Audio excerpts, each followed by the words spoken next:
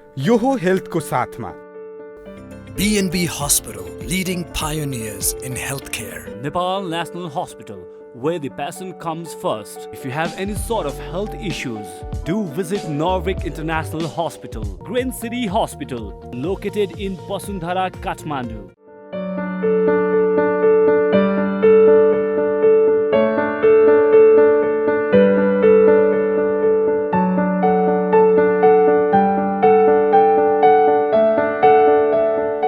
नमस्कार, यो हो टेलिभिजनको यो हो हेल्थ कार्यक्रममा यहाँलाई स्वागत छ। म शारदा थापा। यो हो हेल्थमा हामीले हाम्रो स्वास्थ्यसँग सरकार राख्ने कुनै पनि विषयवस्तु लिएर आउने गर्दछौँ र आज पनि हामी सोही विषयवस्तु लिएर आइसकेका छौँ। विशेष गरी हामी बिरामी हुन्छौँ, हामीलाई पीडा हुन्छ, शरीरमा दर्द हुन्छ, त्यति बेला हामीलाई के भयो होला भनेर हामी अस्पताल जान्छौँ र अस्पताल गइसकेपछि कसैको त एकदमै राम्रो उपचार हुन्छ, सेवा एकदमै राम्रो दिएको भनेर खुसी भएर पनि फर्कनुहुन्छ भने कतिपय अस्पतालहरूको चाहिँ विभिन्न खालको कुराहरू बाहिरिरहेको हुन्छ जुन हामीले दैनिक रूपमा सुनिरहेका हुन्छौँ र यिनै अस्पतालको बारेमा कुराकानी गर्नको लागि आज हामीसँग ग्रीन सिटी हस्पिटलका चेयरम्यान एलबी टन्डन, लोकबहादुर टन्डन हुनुहुन्छ। उहाँ चक्रपथ सरसफाई अभियानका संयोजक पनि हुनुहुन्छ भने एटी हेल्थ साइन्स एकाडेमीको चेयरम्यान पनि हुनुहुन्छ।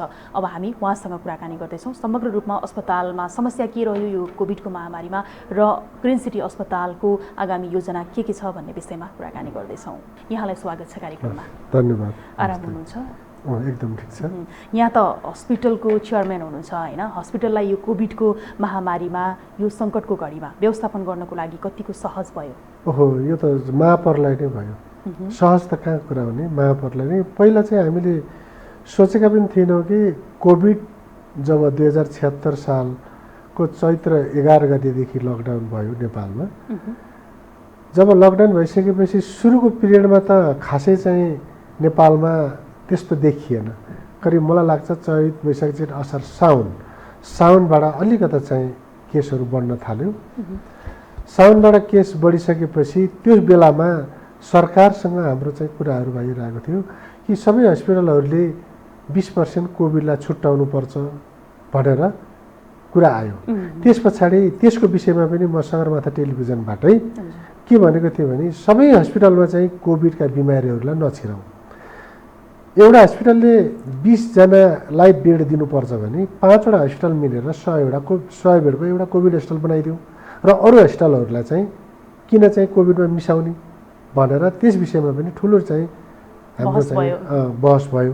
त्यो बहसमा पनि करिब चाहिँ हाम्रा कुराहरू चाहिँ पोजिटिभै थिए।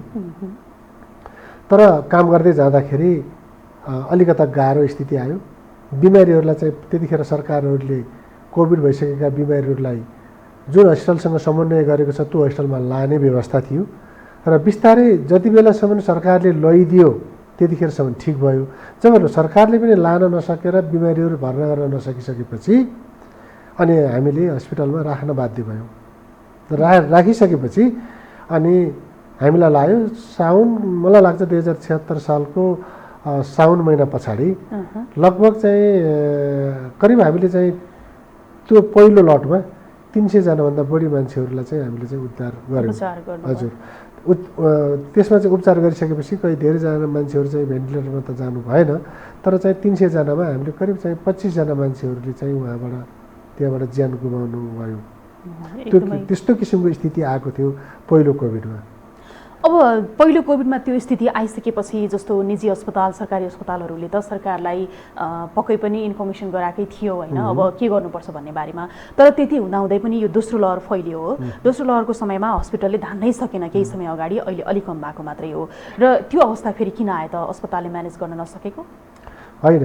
अस्पतालहरूले त अस्पतालको एउटा क्यापेसिटी हुन्छ। क्यापेसिटी भनेको अब 100 बेडको हस्पिटलले 100 भन्दा माथि त उनीहरूको क्यापेसिटी हुँदा पनि हुँदैन। बढाउन सक्ने समय त थियो नि। बढाउन सक्ने समय हुँदाखेरि सरकारसँग पनि हामीले त्यो विषयमा कुरा राख्यौँ। कसैको चाहिँ बढाउन सक्ने समय हुँदाखेरि ठाउँ नपुग्न सक्छ। 100 बेडको हस्पिटलमा अरू बेडहरू राख्नको लागि चाहिँ ठाउँ नपुग्न सक्छ। त्यसले गर्दाखेरि 100 बेडभन्दा माथि राख्नलाई चाहिँ अलिकता चाहिँ धेरै हस्पिटलहरू असक्षम नै भए, असफल पनि भए। र मेरो भनाइ के हो भन्नुहुन्छ भने त्यो जुन चाहिँ दोस्रो लहर आयो, दोस्रो लहरमा यति चाहिँ मान्छेहरूको चाहिँ चाप बढ्यो कि त्यसको चाहिँ सीमा नै रहेन। र त्यति मात्रै नभएर पनि अक्सिजनका कारणबाट पनि ठुलो समस्या आयो।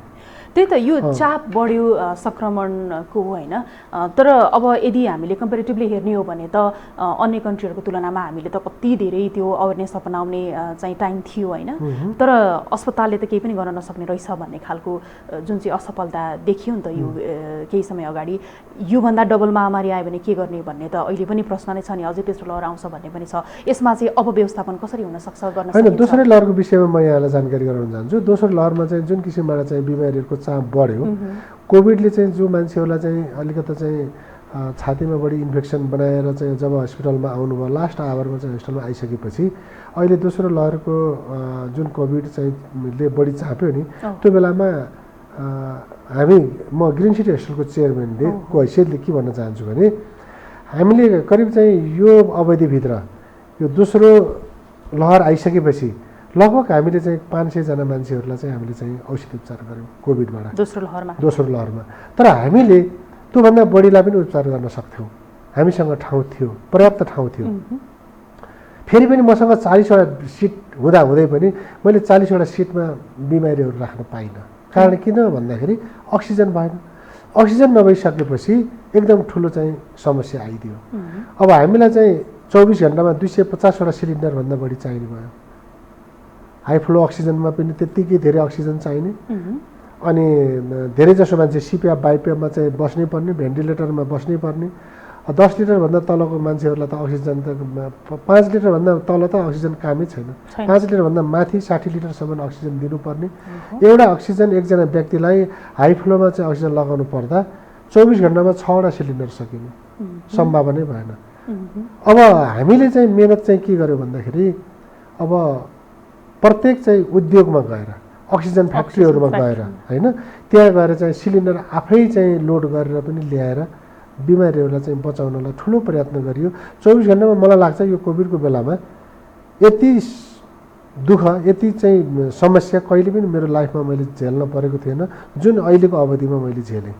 र कारण के त भन्दाखेरि अक्सिजनका कारणले।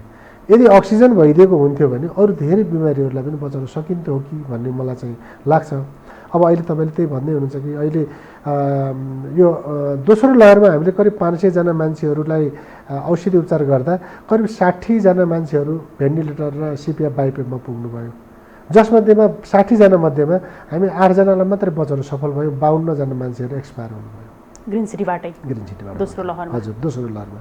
पहिलो लहरमा 25 जना, दोस्रो लहरमा 52 जना गरेर हामीसँग अहिलेसम्म 77 जना मान्छेहरू चाहिँ ग्रिन सिटीबाट चाहिँ एक्सपायर हुनु कोभिडबाट मात्रै।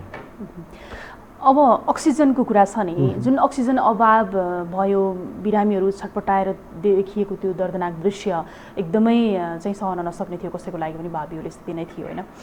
यो अक्सिजन उत्पादन गर्न सक्ने नेपालमा यति धेरै क्षमता, त्यसमाथि पनि हस्पिटलहरूको चाहिँ 101 को कम्पिटिसन थियो होइन, तर महामारी अनि आपत परेको बेलामा त गाह्रो नै हुँदो रहेछ। स्टक किन राख्न सकिएन?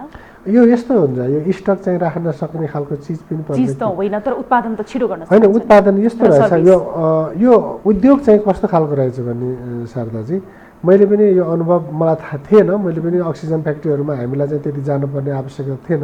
जब कोभिड आयो त्यस बेलामा मात्रै अक्सिजनको महत्त्व थाहा पाइयो। प्राकृतिकले एउटा व्यक्ति, जुन व्यक्ति अहिले तपाईँ हामी यहाँ सामान्य अक्सिजन लिएर बसिरहेका छौँ, तपाईँ हामीले अक्सिजन लिँदाखेरि अहिले हामीले पैसा तिर्नु परेको छैन। प्राकृतिकले हामीलाई अक्सिजन फ्रीमा दिएको छ। यदि अक्सिजन हामीले किनेर खान पर्ने हो भने तपाईँ हाम्रो लाइफमा 60 लाखभन्दा बढीको पैसा हालेर अक्सिजन होइन, अक्सिजन 60 लाखको अक्सिजन लाग्दो रहेछ। लाग्छ, तर 60 लाख कसले तिर्ने भन्ने हुन्छ के? त्यही भएर प्राकृतिकले हामीलाई चाहिँ अक्सिजन फ्रीमा दियो होइन, भगवान्ले हामीलाई चाहिँ फ्रीमा दिएको चिज होइन। तपाईँको चाहिँ अहिले कस्तो भइदिएको छ भन्नुहुन्छ भने जब प्राकृतिकले हामीलाई चाहिँ अक्सिजन दिइरहेको छ, हामी कार्बन डाइअक्साइड फ्याँकिरहेका छौँ, हामीले फ्याँकेको कार्बन डाइअक्साइड रुख बिरुवाहरूले लिइरहेको छ, त्यही रुख बिरुवाहरूले फेरि अक्सिजन दिइरहेको छ। प्राकृतिक त यसरी चलिरहेको छ नि त। त्यो प्राकृतिकलाई हामीले अक्सिजन पनि कति बुझ्न नसकेका रहेछौँ त। अक्सिजन त अरू जस्तो स्टकमा राख्न सक्ने चिज पनि नहुँदो रहेछ। र मैले देखेँ उद्योगमा 30 देखि 35 मिनटमा एकचोटिमा 25वटा सिलिन्डर भरिन्छ। अब दिनभरिमा 24 घन्टामा एउटा उद्योगले 700 देखि 800 सिलिन्डर उत्पादन गर्छ। तर नेपालमा अक्सिजन उद्योगहरू नभएका होइनन्। अब जस्तो अहिले अब हामीकोमा अहिले कोभिड छैन र कोभिड थोरै बिमारी हुँदाखेरि अहिले हामीलाई चाहिँ अक्सिजन लाग्ने भनेको दिनमा 40वटा सिलिन्डर, जबकि कहाँ 250 देखि माथि सिलिन्डर लाग्थ्यो भने अब अहिले आएर 40वटा सिलिन्डर।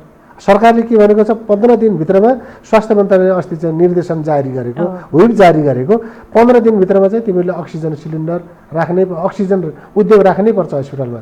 यदि हस्पिटलमा तिमीले चाहिँ अक्सिजन राखेनौ भने तिमीहरूको हस्पिटल स्वीकृति हुँदैन, अब चाहिँ हामी रोकिदिन्छौँ भनेर सरकारले भन्यो।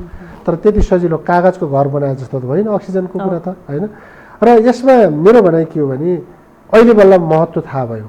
महत्त्व थाहा भइसकेपछि मैले देखेँ र लिक्विड सिस्टमको ग्रिन सिटीभित्र अहिले हामीले चाहिँ एउटा अक्सिजन उद्योग हामीले राखिसकेका छौँ, जसमा चाहिँ 1300 सिलिन्डर 13 टनको छ। 1300 सिलिन्डर बराबर त्यसमा चाहिँ ग्यास अक्सिजन अट्छ र त्यो अक्सिजन 1300 सिलिन्डर अट्दा अहिले हामीलाई 1 हप्ता लिक्विडबाट चाहिँ त्यसबाट चाहिँ काम गर्न सजिलो हुने भएको छ। यो करिब अहिले अब हामीले सञ्चालनमा अब केही दिन 1 हप्ता पछाडि हाम्रो सञ्चालनमै आइहाल्छ। भनेपछि अब चाहिँ केही सहज हुन्छ भन्ने विश्वास। अब हाम्रो लागि चाहिँ सहज हुन्छ, तर अरू हस्पिटलहरूको लागि त सहजको वातावरण त गर्नु पर्यो। सबै चाहिँ हस्पिटल व्यवसायीहरूलाई मेरो के अनुरोध भने यो हस्पिटल व्यवसायीहरू भनेर जुन भनिने गरिन्छ यो व्यवसाय मात्रै नभएर यो सेवामूलक संस्था पनि हो। जो असक्षम छ, जसले औषधि उपचार गर्न सक्दैन, त्यस्ता व्यक्तिहरूलाई चाहिँ बचाउने ठाउँ पनि कहाँ हो त भन्दा हस्पिटल हो। कुनै मान्छे बिमारी भयो भने अन्त गएर त भएन नि, जानु पर्यो कहाँ त भन्दा हस्पिटलमै जानु पर्यो। हस्पिटलमा अक्सिजन छैन भने त्यहाँ के अर्थ रह्यो र त्यहाँ गएर के फाइदा भयो होइन। त्यस भएको हुनाले सम्पूर्ण मानवभाव जसले जहाँबाट हेरिरहनु भएको छ र मैले चाहिँ सबैलाई के सुझाव दिन चाहन्छु भने उद्योग सबै हस्पिटलहरूले चाहिँ अक्सिजन प्लान्ट राखेर हस्पिटलको समस्या समाधान हुँदैन।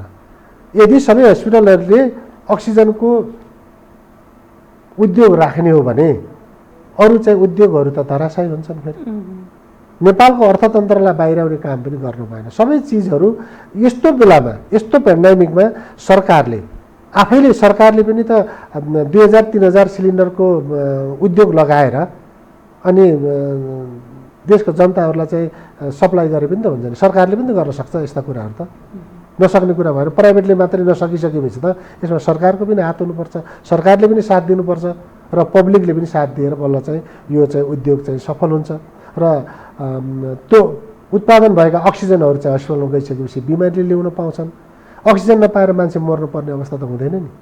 अहिले मैले यहाँ चाहिँ सारथीजीलाई के भन्छु, यो टेलिभिजन हेरेर जहाँबाट जो बस्नु भएको छ उहाँहरूलाई म के अनुरोध गर्छु भने अहिले एम्बुलेन्समा सिलिन्डर राखेको छ, बिमारीलाई चाहिँ क्याप लगाइदिएको छ, तर सिलिन्डरमा अक्सिजन छैन। केही अर्थ रह्यो? त्यस्तो गरेर चाहिँ हस्पिटलमा चाहिँ बिमारी दौडाएर लिएर आउँदा बाटोमा मान्छेहरू एक्सपायर भइरहेछ, गाडीमा चाहिँ बिमारीहरू ल्याइरहेछ, अक्सिजन लगाएको छ भनेको छ, अक्सिजन छैन सिलिन्डरमा, अनि कसरी मान्छे बाँच्छ? तपाईँ एउटा सिलिन्डरमा अक्सिजन पुरा पनि नगरिदिने त्यो समस्या पनि धेरै रहेछन्। त्यो एकदम चाहिँ विभिन्न किसिमका समस्याहरू छन्।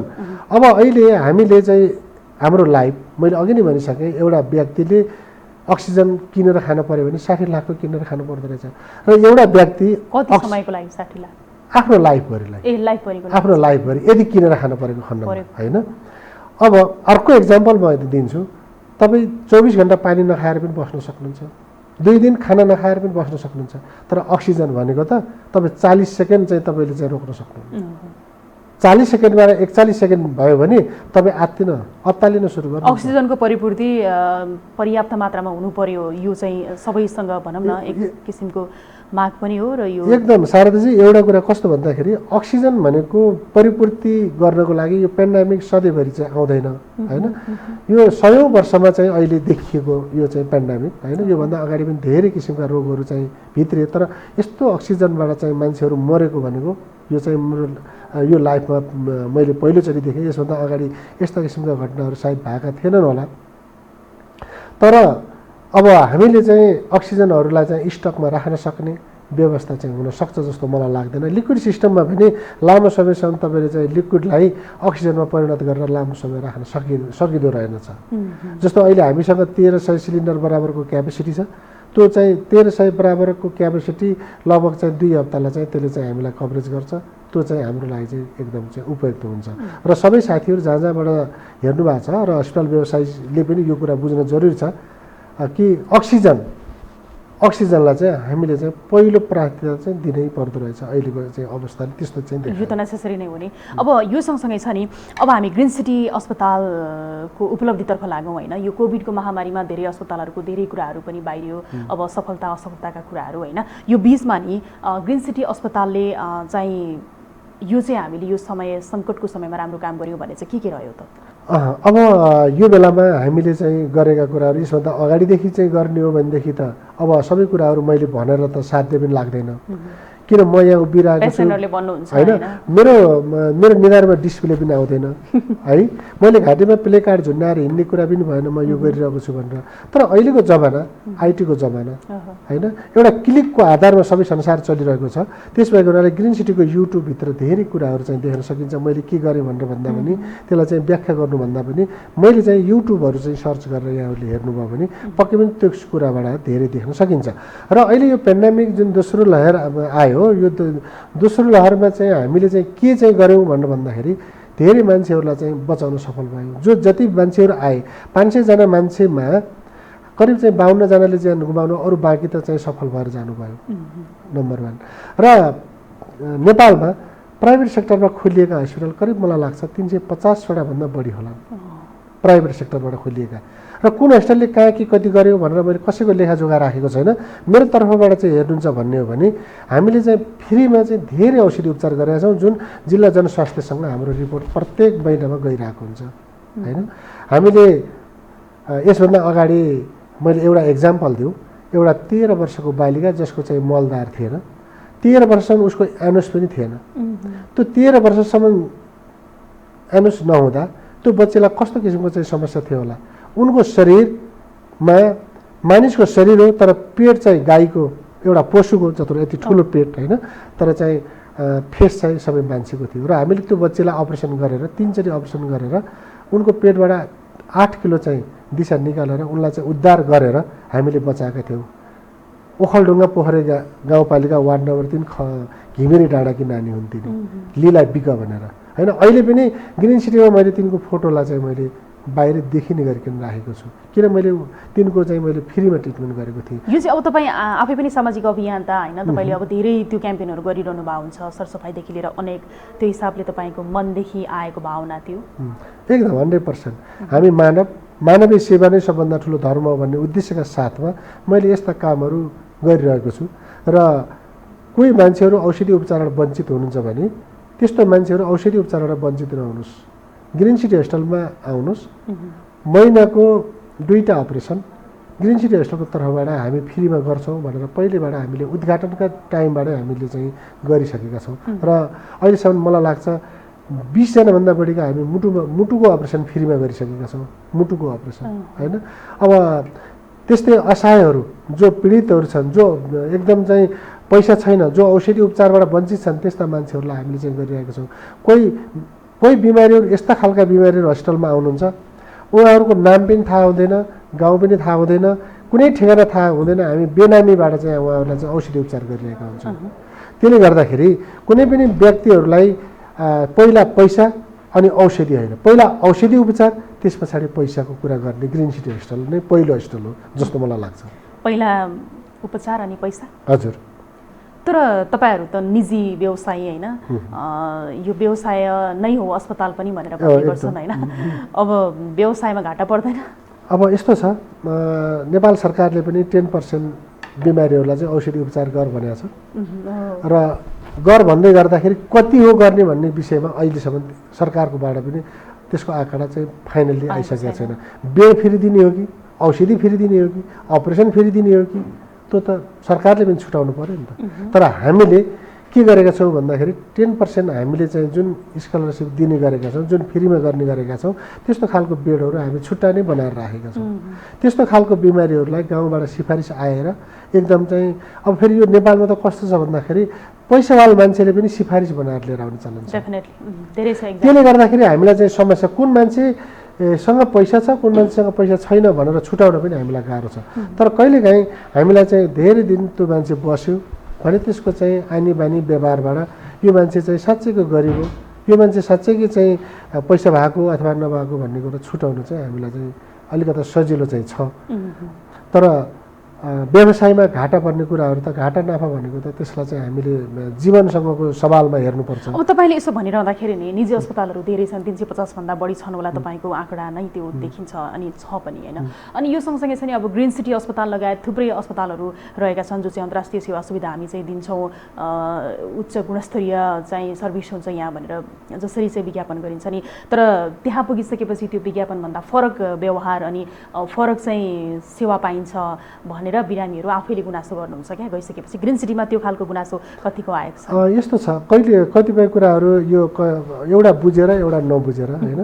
डक्टरी पेसाहरूमा जसले डक्टरी पढेर चाहिँ जानुभएको छ नि, डक्टरी कुरा डक्टरले बाहेक अरू कसैले पनि नन टेक्निकल मान्छेले बुझ्नलाई गाह्रो पर्छ होइन।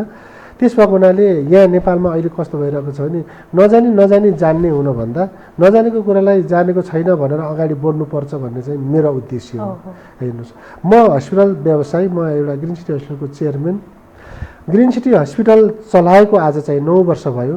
9 वर्षको पिरियडभित्र मैले जति बुझेको छु नि, अब आज चाहिँ एकजना बिमारीले कुनै आफ्नो मान्छेलाई लिएर जानुभयो हस्पिटलभित्र लिएर गइसकेपछि उहाँको बिमारीको विषयमा उहाँलाई के कुरामा चित्त बुझेन, उहाँ चाहिँ एकैचोटि एग्रेसिभ भइदिनुहुन्छ। त्यो गर्न हुँदैन। अब अहिलेदेखि सोसियल साइट छैन, मिडिया एकदमै धेरै छ एकदम। अहिले अब यतिकन केही पऱ्यो भने आफ्नो भनौँ न फेसबुकबाट अथवा कतैबाट चाहिँ लाइभ गरिदिएपछि अनि यसलाई चाहिँ एकदम चाहिँ डाउन गर्न सकिन्छ क्यारे भन्ने खालको चाहिँ उद्देश्य छ।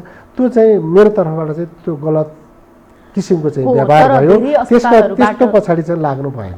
तर धेरै अस्पतालहरूको चाहिँ त्यस्ता खालका के भन्ने गतिविधि पनि देखिएको छ क्या, प्रमाणसहित पनि आएको छ नि त। त्यो हिसाबले गर्दाखेरि पनि अब राम्रोलाई पनि नराम्रोले ढाक्यो भनौँ न त्यो हिसाबले। होइन यस्तो छ, अब शारदाजी तपाईँले भनेको कुरा पनि ठिकै हो, तर चाहिँ मेरो भनाइ के हो भने अब हस्पिटल व्यवसायमा अथवा हस्पिटलको काममा 10वटा काम राम्रो गर्नुभयो, 11औँमा जाँदा एउटा काम बिग्रियो भने तपाईँले गरेको 10वटा काम सबै खाल्टोमा असफल बनाइन्छ। त्यस भएको हुनाले असफल मात्रैलाई चाहिँ हामीले चाहिँ हेर्ने, सफललाई चाहिँ सफलताको बाटोतिर जाने हो भने मान्छेलाई काम गरेको पनि चाहिँ जाँगर चल्छ। डक्टरहरूलाई पनि त्यही किसिमको चाहिँ अलिकति चाहिँ मनोबल बढ्छ। अब डक्टरहरूसँग बिमारीहरूको चाहिँ काउन्सिलिङ हुन्छ, त्यो काउन्सिलिङमा कतिपय चित्त नबुझेका कुराहरूलाई चाहिँ पेसेन्टहरूले कहिलेकाहीँ उल्टो बुझिदिनुहुन्छ होइन। डक्टरले चाहिँ सही कुराहरू भनिरहनु भएको छ भने अब भिजिटरहरूले त्यसलाई उल्टो बुझिदिनुहुन्छ। यदि त्यो बुझिदिनु भएको छैन भने फेरि दोहोऱ्याएर सोध्नुहोस् डक्टरहरूलाई होइन। यदि डक्टरले पनि त्यहाँ भन्न भ्याउनु भएन भने प्रशासनमा जानुहोस्, प्रशासनमा गएर यो के हो एकचोटि डक्टरलाई सोधिदिनुहोस् त भनेर भन्नुहोस्, प्रशासनले त्यो सहयोग गर्छ नि त। ठिक छ, यो छ नि अब समाचारहरू बनिरहेका हुन्छन् होइन, अस्पतालले चाहिँ लुटको खेती गर्यो होइन, अनि अनावश्यक रूपमा चाहिँ फी चार्ज लियो भन्ने खालको कुराहरूले चाहिँ भाइरल भएर समाचार सम्प्रेषण हुँदाखेरि सोसियल साइट्सहरूमा तपाईँहरू हस्पिटल व्यवसायी कस्तो लाग्छ तपाईँहरूलाई?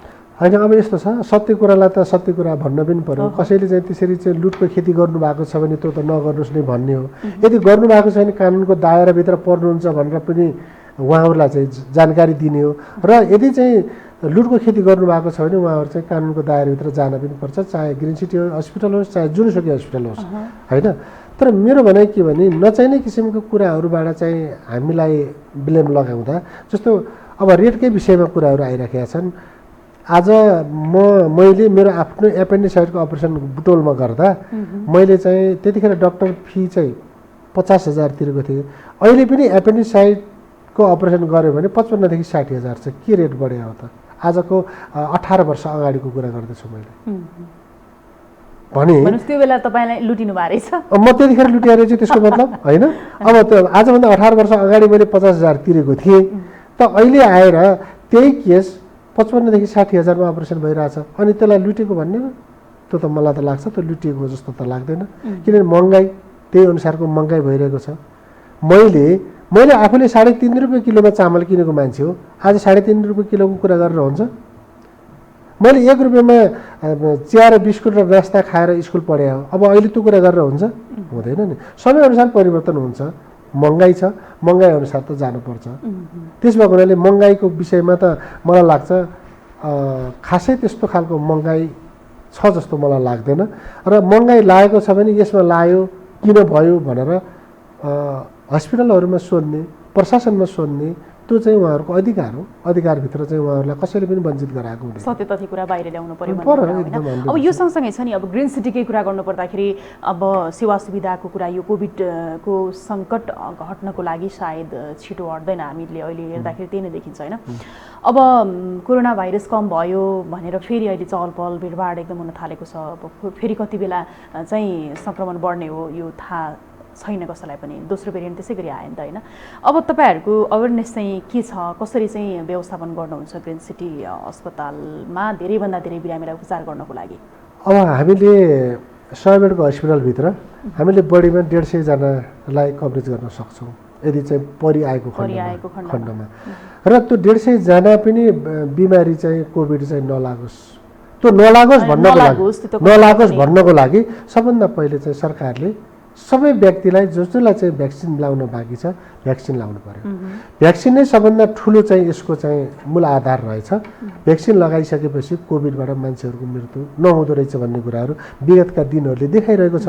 त्यसमा हुनाले चाँडोभन्दा चाँडो सरकारले इन्जेक्सनको व्यवस्था मिलाइदियोस्। त्यो इन्जेक्सनको व्यवस्था मिलाइसकेपछि बिमारी कम हुन्छ। यदि बाहिर कोभिड लागि नै हाल्यो भने पनि त्यति गाह्रो चाहिँ अनिवार्य रूपमा लगाउनु पर्यो। त्यो भइदियो भनेदेखि सबैलाई चाहिँ सहज हुन्छ, हस्पिटललाई पनि सहज हुन्छ, बिमारीलाई पनि सहज हुन्छ, अर्थतन्त्रलाई सहज हुन्छ होइन। देशको पैसा बाहिरिँदैन, देशको पैसा नेपालमै रोकिन्छ। धेरै औषधि उपचारको लागि चाहिँ औषधि त बाहिरबाट चाहिँ प्रायः धेरै जसो औषधि त बाहिरबाटै ल्याउनुपर्छ, नेपालको चाहिँ उत्पादनले त पुग्दैन। त्यस भएको हुनाले चाहिँ यो अर्थतन्त्रलाई रोक्नलाई पनि ठुलो टेवा पुग्छ। त्यस कारणले गर्दाखेरि जतिसक्दो चाँडो सरकारले भ्याक्सिन चाहिँ उपलब्ध गराओस्। त्यसले गर्दाखेरि चाहिँ यो तेस्रो लहर चाहिँ जहाँसम्म मलाई लाग्छ कम हुन्छ कि भन्ने चाहिँ लागिरहेको छ।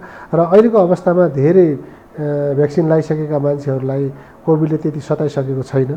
र जसले चाहिँ यदि भ्याक्सिन लाउनु भएको छैन उहाँहरू चाहिँ सामाजिक दूरी कायम गर्ने। र अहिले सरकारले त अब आजैको मितिदेखि तपाईँको जोडा बिजोडा गाडीलाई पनि चाहिँ फ्री भइसकेको अवस्था छ। सबै किसिमका कुराहरू ओपन भइसकेको छ। 25 जनाभन्दा बढीको भिड नबनाउने भन्ने खालको कुराहरू मात्रै भएको छ होइन। धेरै ठाउँहरू चाहिँ ओपन भइसकेको छ। तर मलाई लाग्छ अब तेस्रो लहरमा यो दोस्रोभन्दा तेस्रो चाहिँ अझै बढी हुने हो कि भन्ने डर चाहिँ मलाई चाहिँ छ।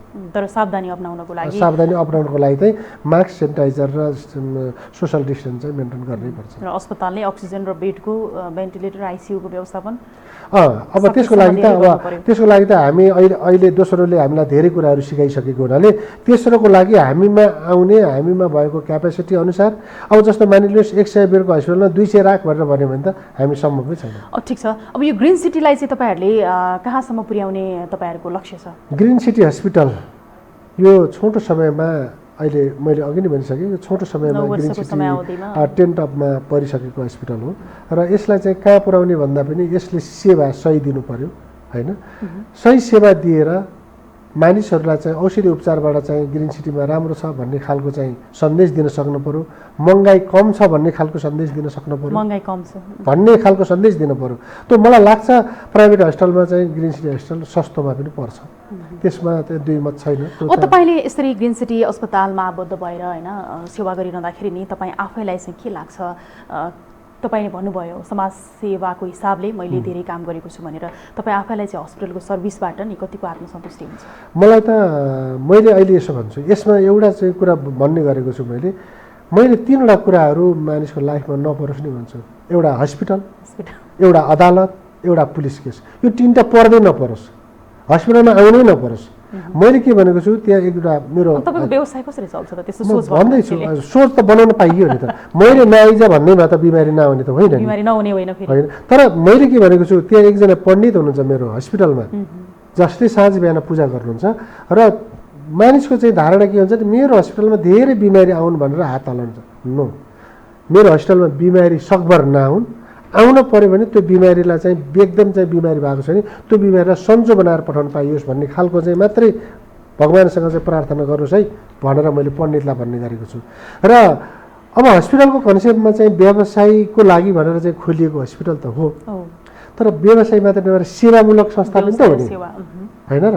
अब मानिलिनुहोस् एउटा मान्छेको हात काट्यो अथवा एउटा मान्छे कुनै एक्सिडेन्ट भयो, गाडीबाट चाहिँ लड्यो, अनि के त्यो मान्छेलाई चाहिँ कुनै पसलमा गएर, पुलिस स्टेसनमा गएर अथवा कुनै भाटभटेनी पसलहरूतिर गएर चाहिँ सन्चो हुन्छ र? त्यो त जानु पऱ्यो, त चाहिँ सम्बन्धित निकायमै जानु पऱ्यो, हस्पिटलमै जानु पऱ्यो नि।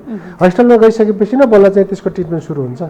त्यसमा उनीहरूले त्यो मान्छेलाई जब दुखिरहेको हुन्छ, त्यो दुखिरहेको मान्छेलाई जब हस्पिटल पुग्छ, हस्पिटलमा गएर उसले औषधि उपचार गरिसकेपछि उसलाई सन्चो आनन्द फिल हुन्छ भनेपछि त्यो त सेवामूलक भएन र?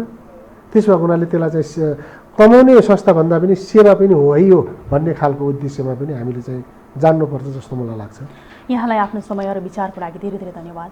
हस्, मलाई पनि यहाँसम्म बोलाएर तपाईँको टेलिभिजनमा चाहिँ जुन बोल्ने मौका दिनुभयो स्वास्थ्य सम्बन्धीका कुराहरूलाई लिएर यहाँहरूलाई पनि धेरै धेरै धन्यवाद दिन चाहन्छु। दर्शकवृन्द, हामी यति बेलासम्म ग्रिन सिटी हस्पिटलका चेयरम्यान एलबी टन्डनसँग कुराकानी गरिरहेका थियौँ र यिनै कुराकानीसँगै आजको लागि यो हेल्थको समय सकियो। शारदा थापा फेरि आउँछु। यो टेलिभिजन हेर्दै गर्नुहोला। नमस्कार।